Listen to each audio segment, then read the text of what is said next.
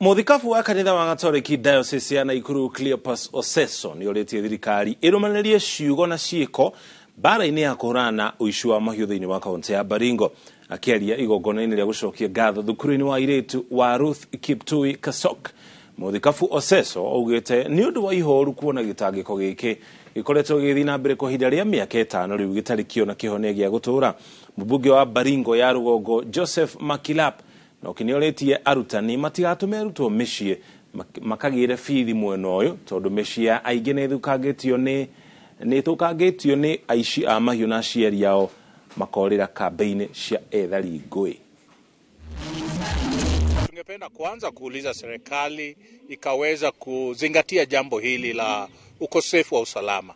Tumelisikia mara kwa mara likizungumzwa na tunataka kuona vitendo kwamba ikisemekana kuna hatua za kuleta amani, basi pawepo na hatua ambazo zinadhibitika na zinaonekana za kuweza kuleta amani na kulete suluhisho la kudumu.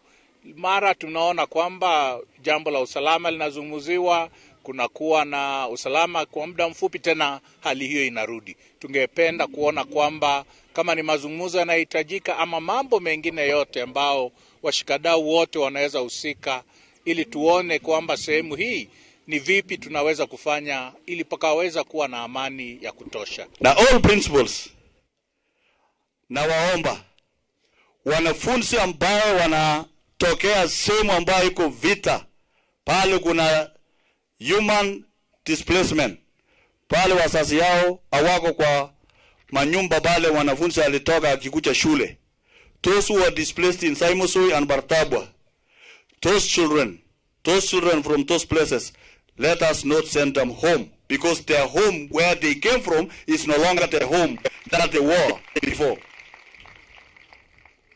Bwana DC, wale wanafunzi ambao wanatoka sehemu hiyo yote tuhakikishe wabaki kwa shule, because hata kwa half term let them not go to home, because home may not be where it was. Our security ambayo na our main function pande hii na ambayo imeharibika wakati huu, tunaanza kuiunda upya. Operation imeanza tarehe 5 na inaendelea for the next 2 months until area hii ya Baringo North inakuwa mahali pa watu kukaa na kufanya kazi yao kwa amani.